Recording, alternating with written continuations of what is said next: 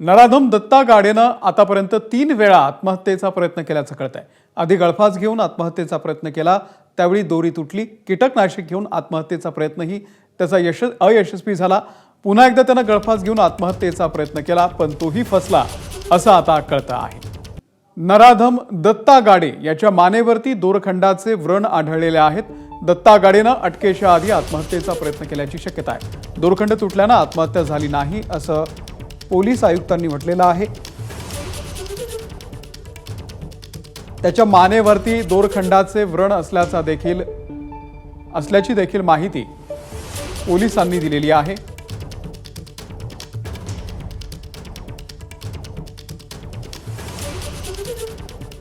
प्राथमिक medical examination जे त्यांची झालेली आहे त्याचे गळ्यावर काही लिगेचर मार्क आहे। त्यावरून लिगेचर मार्क वरून त्यांनी आत्महत्या करण्याची प्रयत्न केला होता अशा ते सांगतात। दोरी तुटल्यामुळे ते आणि तिथे लोक इमिजिएटली पोहोचल्यानंतर ते होऊ शकला नाही अशा प्रकारचे ते बातमी सांगतात। ही आता व्हेरीफाय करण्यासाठी टीम तिथे जावा लागेल, ते आम्ही बघू। परंतु हे प्राथमिक मेडिकलमध्ये त्यांना लिगेचर मार्क त्याचे गळ्यावर दिसते। तर आरोपी दत्ता गाडेला अटक करायला उशीर झाला अशी कबुली पुणे पोलीस आयुक्तांनी दिलेली आहे। प्रकरण फास्ट ट्रॅक कोर्टामध्ये चालवण्यात येणार आहे। आरोपीला अटक करण्यासाठी गुन्हाड गावातील ग्रामस्थांचं सहकार्य मिळालं, त्याबद्दल आयुक्तांनी आभार मानले। या घटनेनंतर पुणे पोलिसांनी पुण्यातल्या महिलांच्या सुरक्षेसंदर्भात पोलिसांनी आढावा सुद्धा घेतला।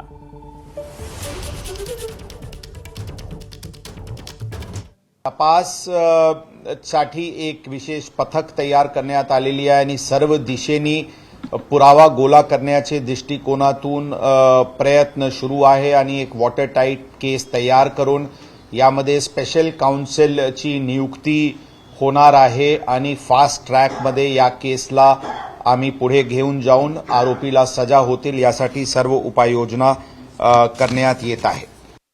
आरोपी अटक करण्यामध्ये उशिरा नक्कीच झाली, म्हणजे 3 दिवस झाली। खरं या तपासमध्ये प्रथम दिवशी फिर्याद आल्याचे 1.5 ते 2 तासाचे आत वेगवेगळे टीम्स लागून त्यामध्ये अंदाजन 23 सीसीटीव्ही कॅमेराज जे एसटी स्टँडचे आतील भागात आहे आणि 48 जे सीसीटीव्ही कॅमेराज बाहेर पुणे सिटी सर्व्हेलन्स प्रोजेक्टची असतील किंवा स्थानिक लोकल असतील त्याचे अवलोकन करून 1.5 ते 2 तासाचे आत आरोपीचे नाव निष्पन्न करण्यात आला होता। आरोपी बद्दलचे तकनिकी पुरावा की तेच आरोपी आहे ते करण्यात आला होता आणि त्यामध्ये आमचे पथक गावात जिथे ते आहे तिथे अंदाजन 2चे सुमारास त्या दिवशी पोहोचले होते, परंतु पूर्ण प्रयत्नांनी त्यावेळी आरोपी भेटला नव्हता।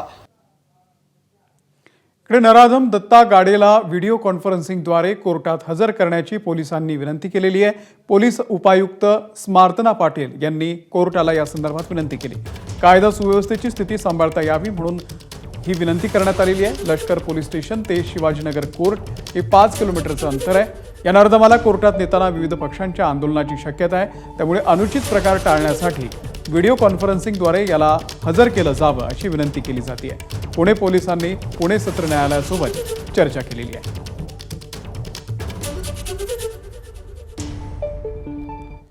तर बलात्कारासारख्या घटनांचं गांभीर्य या राज्यातल्या मंत्र्यांना आहे की नाही असा प्रश्न निर्माण झालाय। याचं कारण काल 2 मंत्र्यांनी केलेली धक्कादायक वक्तव्य। गृहराज्यमंत्री योगेश कदम यांनी पोलिसांचं समर्थन करताना घटना घडली तेव्हा कोणताही प्रतिकार झाला नाही। ही घटना घडत होती त्यावेळी बसच्या आजूबाजूला 10 ते 15 लोक होते। प्रतिकार झाला असता तर लोक धावून गेले असते असं वक्तव्य केलं। तर अशा घटना घडतच असतात, देशात गुन्हेगार असल्यानं असे प्रकार घडतच असतात असं बेजबाबदार वक्तव्य वस्त्रोद्योग मंत्री संजय सावकार यांनी केलं होतं।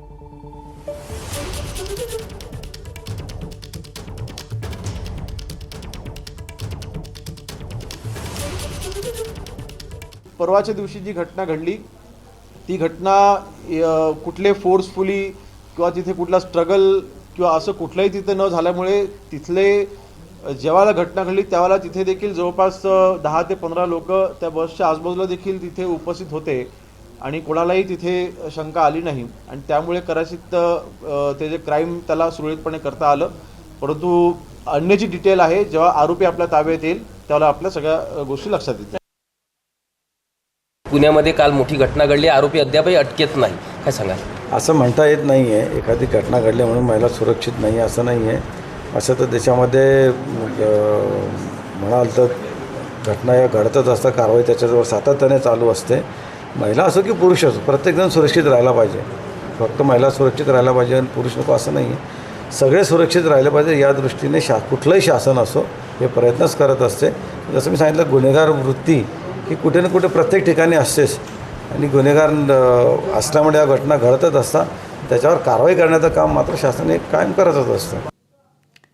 दरम्यान योगेश कदम यांच्या वक्तव्याचा विरोधकांनी समाचार घेतला. यावरूनच संजय राऊत, विजय वडेट्टीवारांसह अनिल देशमुख यांनी सुद्धा योगेश कदम यांना लक्ष्य केलंय.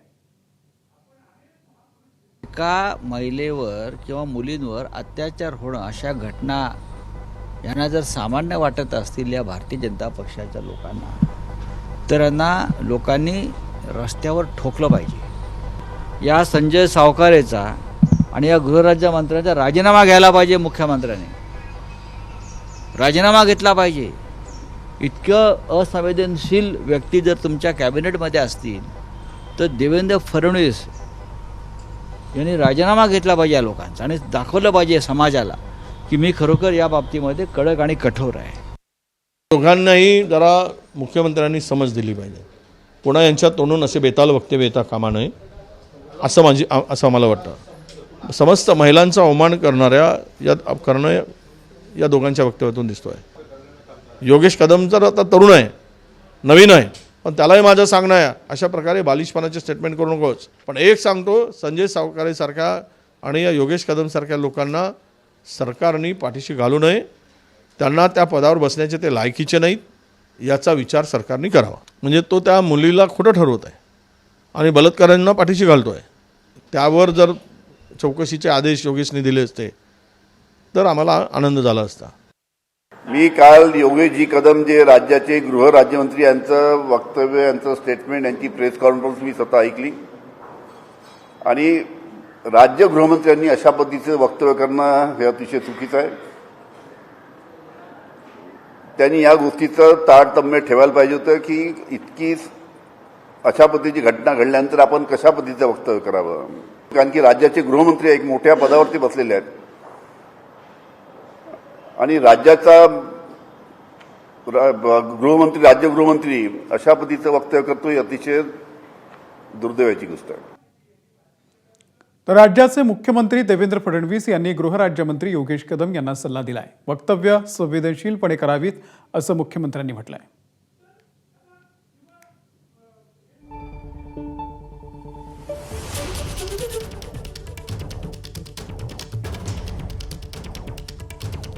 योगेश कदम जे बोलले त्याला वेगळ्या पद्धतीनं घेतलं गेलं. योगेश कदम जे बोलण्याचा प्रयत्न करत होते त्यात माझा स्वतःचा असा समज आहे की ते सांगण्याचा प्रयत्न करत होते की हा क्राऊडेड एरिया आहे, लोक होते, ही बस काही आतमध्ये नव्हती, ही बाहेरच होती, पण लोकांना प्रतिकार होताना त्या ठिकाणी लक्षात आला नाही. यंग मिनिस्टर आहेत, काही करण्याचा प्रयत्न करतात, त्यामुळे मी त्यांना हा सल्ला देईल की अशा प्रकरणात बोलताना थोडं अधिक सेन्सिटिव्ह आपल्याला बोललं पाहिजे. कारण बोलताना काही चूक झाली तर त्याचा समाज मनावर एक वेगळ्या प्रकारचा परिणाम होतो. शक्ती कायदा जो आपण तयार केला होता तो अनेक कायद्यांचा अधिक्षेप करणारा कायदा होता आणि त्याच्यामध्ये मेजर जो केंद्रीय होम विभागाने त्या ठिकाणी काही ऑब्जेक्शन घेतले होते. त्यामध्ये सुप्रीम कोर्टाचे काही निर्णय होते ज्या निर्णयावरही तो अधिक्षेप करत होता.